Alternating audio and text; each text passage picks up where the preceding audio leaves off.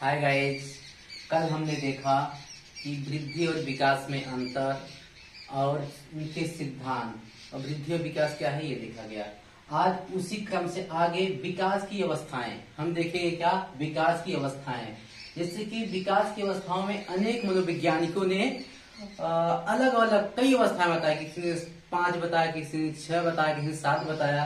भारत में 7 बताया गया है, लेकिन हमें शिक्षा की दृष्टि में शिक्षा के क्षेत्र में 3 अवस्थाओं का अध्ययन करना है। शैशवावस्था, बाल्यावस्था और किशोरावस्था। व्यक्ति जन्म से लेकर कई अवस्थाओं से होकर गुजरता है। इन अवस्थाओं में होने वाले जो विकास होते हैं उन्हीं के विषय में हम अध्ययन करेंगे। शैशवावस्था क्यों? मुझे जन्म से 6 वर्ष, कहीं कहीं 5 वर्ष भी आपको मिलेगा। और बाल्यावस्था 6 से 12 वर्ष, और किशोरावस्था 13 से 18 वर्ष। किसी किसी में वैज्ञानिक 12 वर्ष भी माना है। ठीक है, तो हम इनमें संक्षिप्त दे देते हैं। शैशवावस्था में थोड़ा हम जाके अध्ययन करेंगे, देखते हैं कि शैशवावस्था की अवधारणा क्या है, इसकी विशेषताएं क्या है। तो गाइस, शैशवावस्था को अंग्रेजी भाषा में इन्फेंसी एज कहा जाता है, जो लैटिन भाषा के इन्फेंट शब्द से बना हुआ है। इन्फेंट शब्द से बना हुआ है, जहां इन का मतलब होता है नहीं, तथा फैंड का मतलब होता है बोलने,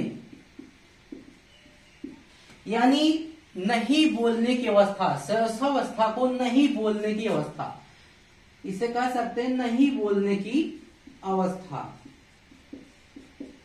शैशवावस्था को नहीं बोलने की अवस्था कहा गया है। और क्यों कहा गया है ये भी देखिए। क्योंकि शैशवावस्था में बालक अधिक क्रंदन करता है, रोता है, ज्यादातर रोता है, और जब वो बोलता है कुछ उसके रोने की ध्वनि बाहर आती है तो वह ध्वनि सार्थक नहीं होती है, तो इसलिए नहीं बोलने की अवस्था कहा गया है। अब इसको संचयी काल भी कहा गया है।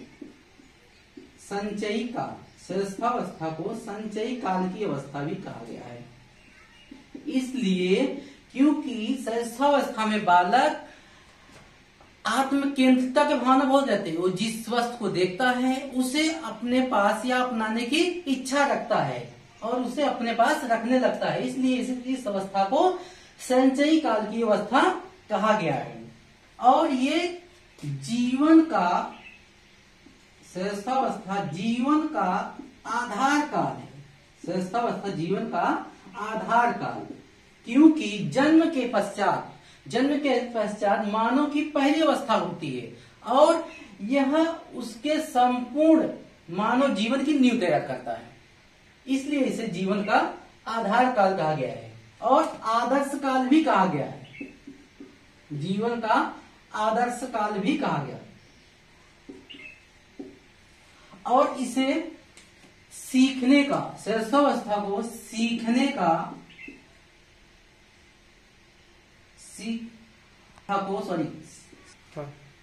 शैशवावस्था जीवन का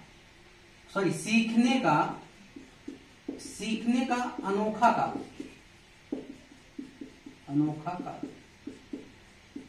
सीखने का अनोखा काल भी है शैशवावस्था, क्योंकि बालक इसमें सीखने की प्रवृत्ति बहुत तेज रहती है। बालक हमेशा सीखना चाहता है इसमें, इसलिए सीखने का अनोखा काल कहा गया है।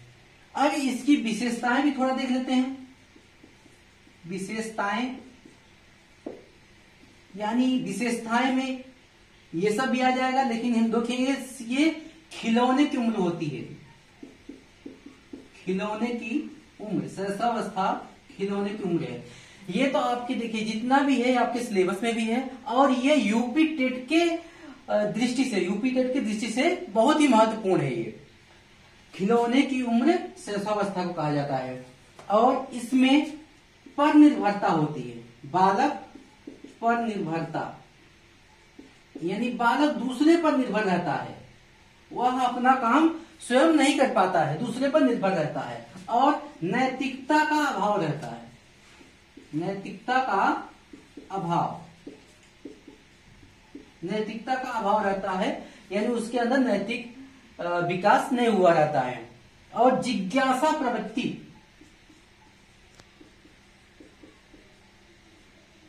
जिज्ञासा प्रवृत्ति की भावना तीव्र होती है, यानी वो बालक जिस वस्तु के संपर्क में आता है, जिसे देखता है, वह उससे उसके बारे में जानना चाहता है। वह जरूर प्रश्न पूछेगा यह क्या है, इस ढंग के ये कैसे है, इस तरीके से वह प्रश्न पूछते रहता है। और काम प्रवृत्ति की भावना, एक और लास्ट में क्या है, काम प्रवृत्ति की भावना। तो शैशवावस्था में आपको ये बता दें काम प्रवृत्ति की भावना रहती है कि जिससे बालक कैसे करता है, स्तनपान करता है, अंगूठा चूसता है, तो काम प्रवृत्ति की भावना के अंतर्गत ये आ जाता है।